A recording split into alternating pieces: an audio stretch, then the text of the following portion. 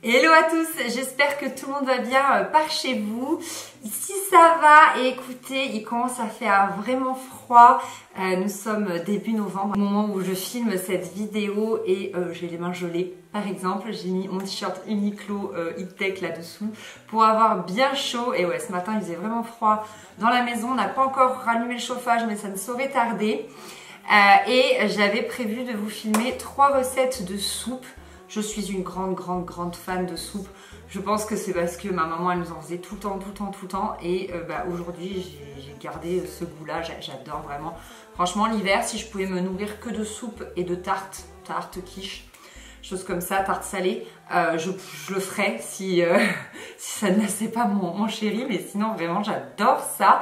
Et je vous avais déjà fait une vidéo 3 recettes de soupe. C'était il y a 2 hivers, quand on était à la maison de transition et qu'on attendait pour signer pour celle-ci. Et là donc je vais vous donner 3 recettes différentes, 3 nouvelles recettes. Mais en tout cas je vous mets en barre d'infos cette vidéo là si jamais vous voulez avoir encore plus de recettes de soupe.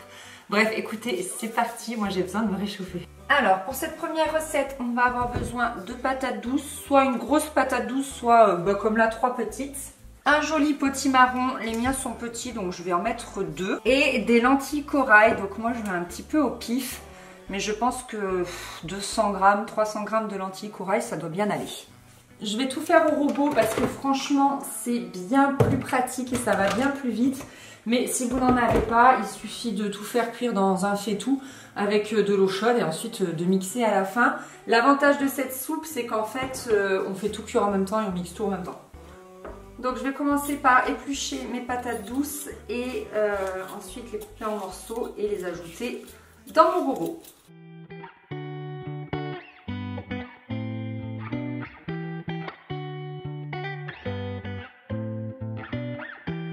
Say you didn't mean to hit my phone. You want attention, don't wanna be alone. You never were a good liar, so why the hell would you try to pull the wool over my eyes like I'm dumb? You're acting true. Voilà, deuxième étape, je vais bien laver les potimarrons avec une brosse et en fait je les ferai cuire avec la peau. From you.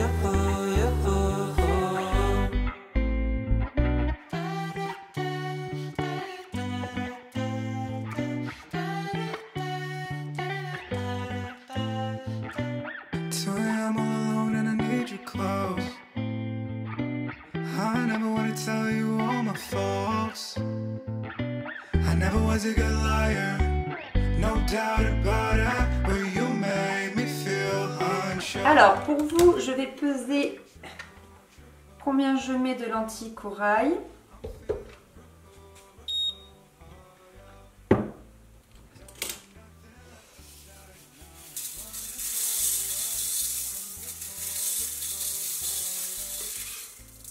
Ouais, c'est ça, 200 grammes. 200, 250 à peu près. Donc ça c'est bon. Ensuite, on va ajouter 2 bouillons. Bouillon de poule, bouillon de légumes, bouillon de bœuf, c'est vraiment ce que vous préférez. Je les achète en magasin bio, sans sel, sans additifs et tout. Ils sont vraiment bons. Et ensuite, on n'a plus qu'à mettre de l'eau. Alors, grosso modo, il faut juste que ça arrive à hauteur de légumes. Je vais vous montrer. Je ne sais pas si vous voyez, donc le niveau d'eau, il est là où il y a mon doigt. Donc ça recouvre voilà, à peine les légumes, ça arrive à peine à hauteur des légumes, pardon, ça les recouvre pas. Moi généralement je préfère faire les soupes un petit peu épaisses et après s'il faut je rajoute de l'eau. Donc là comme toujours vous savez, moi j'ai mon programme soupe en fait sur mon robot. Donc c'est très pratique, mais si vous faites ça à la casserole, vous faites cuire dans un gros faitout en fait, vous portez à ébullition puis vous basculez sur le feu moyen, vous couvrez et vous faites cuire pendant une demi-heure, 45 minutes et après vous mixez tout.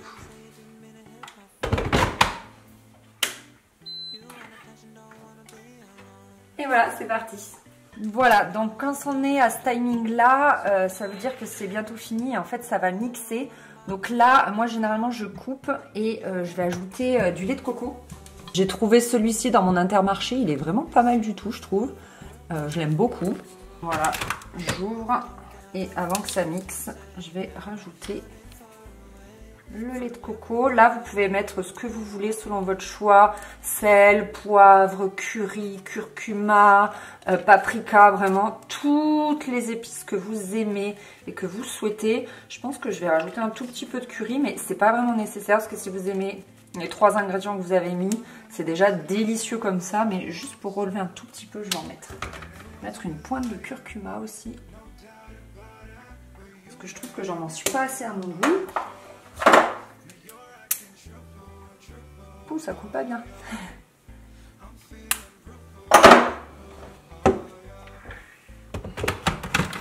Et je relance.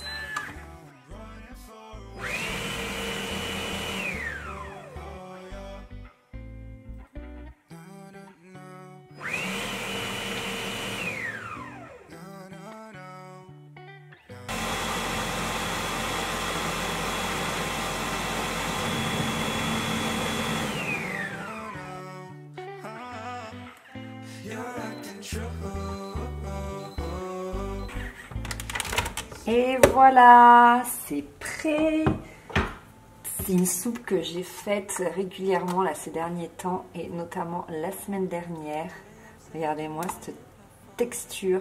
Oh, elle est tellement bonne, j'aime bien parce que quand je fais un moulinex comme ça entier, j'en ai pour toute la semaine, donc c'est top.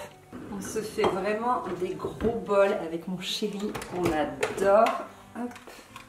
Donc vous voyez là on est vraiment sur une texture assez épaisse, très velouté.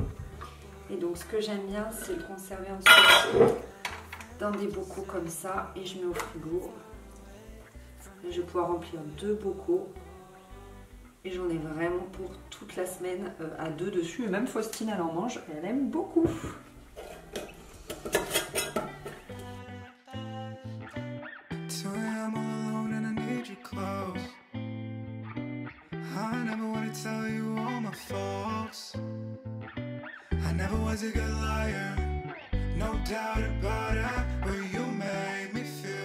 Ok, deuxième recette, c'est ma préférée, je la fais tout le temps. Je pense que je vous l'ai déjà partagée, mais j'ai un doute. Peut-être dans une vidéo, une journée dans mon assiette ou quelque chose comme ça. C'est la soupe de pois cassés. J'ai fait goûter à des amis, ils ont adoré. Alors, il vous faudra un oignon, des pois cassés. Et pour 2 personnes, il vous faudra 2-3 belles carottes. Moi, elles sont toutes petites, donc j'en ai pris 4-5. Alors, je prends un petit faitout volontairement parce qu'on n'est que 2 à manger dessus. Donc, la première étape, ça va être d'émincer mon oignon et de le faire un petit peu revenir à l'huile d'olive pour donner du goût.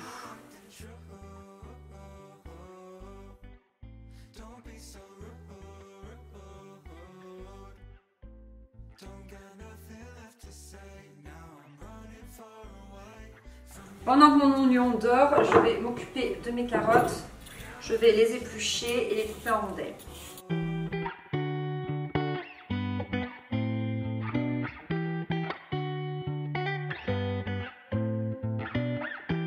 Say you didn't mean to hit my phone.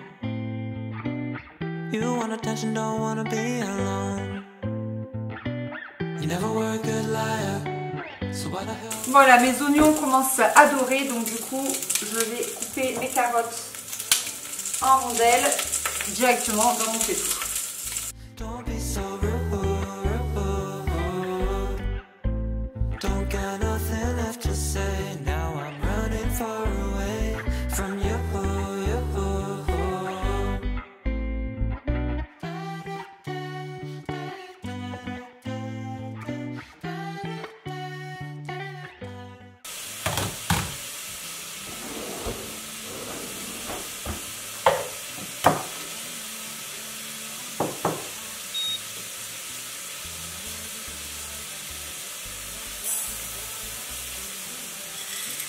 Donc là, mes carottes ont bien doré. Franchement, c'est pas mal du tout. Les oignons aussi. Je vais rajouter, donc pour 2 personnes, 200 g de pois cassés. J'ajoute un bouillon. Ça suffit pour 2 personnes. Et j'attends, je vais recouvrir d'eau, en fait. Et ça nous fera normalement chacun un gros bol.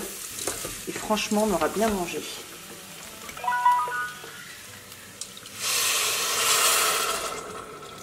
Alors, pour les pois cassés, j'ai pas vraiment de temps de cuisson. En fait, c'est une recette qui ne se mixe pas, hein, ça se mangera tel que. Donc là, je vais porter à ébullition, ensuite je baisserai, je vais couvrir. Et de temps en temps, en fait, je regarde et c'est à votre convenance au niveau de la texture des pois cassés. Si vous les aimez fermes ou plutôt très moelleux. Mais il faut faire attention parce que les pois cassés, ça peut vite se transformer en bouillie. Donc c'est pas vraiment une soupe qu'on fait en meal prep et qu'on peut réchauffer ensuite. Parce que sinon, vraiment, je vous jure, ça se compacte et c'est de la purée en fait. Donc voilà, moi je la fais et je la mange le jour J, je la mange vraiment dans l'instant.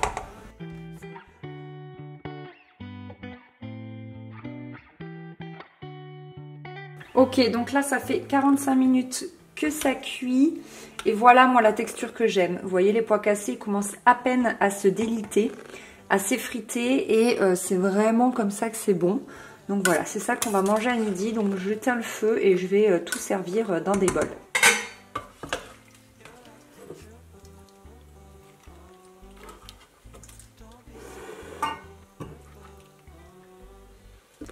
Donc voilà, avec les quantités que je vous ai données, il y en a pour 2 personnes.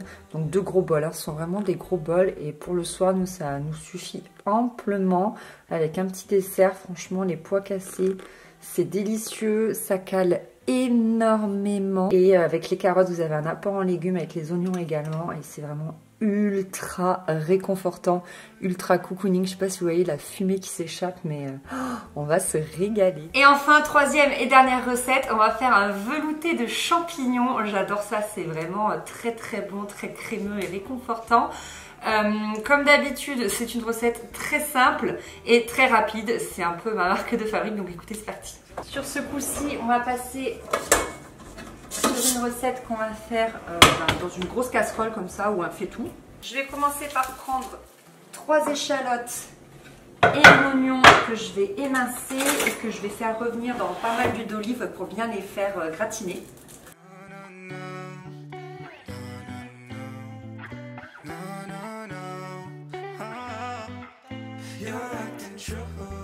Voilà, pendant qu'il dort un petit peu, je vais commencer à émincer les champignons.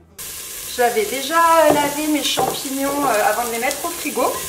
Du coup, j'ai pas besoin de le faire maintenant, donc ça c'est vraiment cool.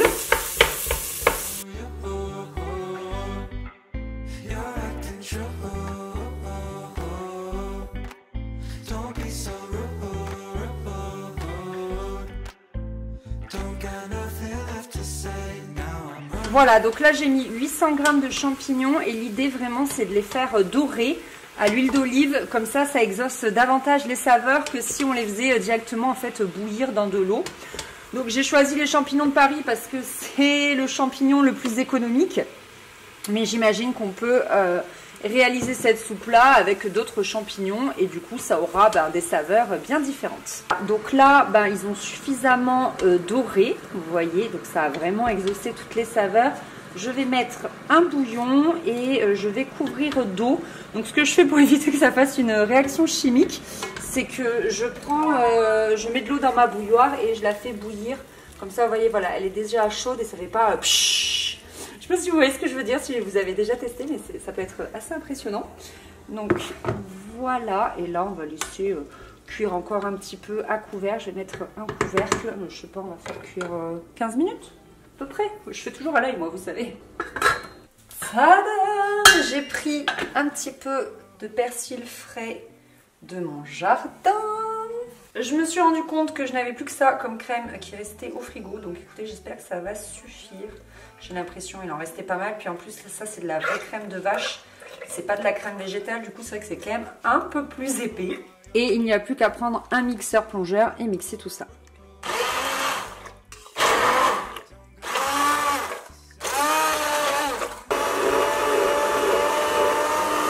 À partir de là, vous goûtez et vous ajustez.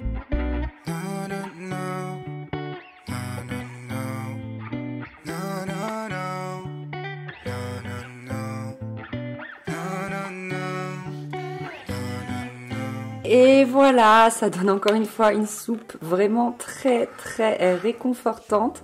J'espère que ces 3 recettes vous ont plu. N'hésitez pas à me dire si vous testez et si vous goûtez. Merci beaucoup d'avoir regardé cette vidéo. Je vous fais des gros bisous. Je vous dis à très vite. Bye bye.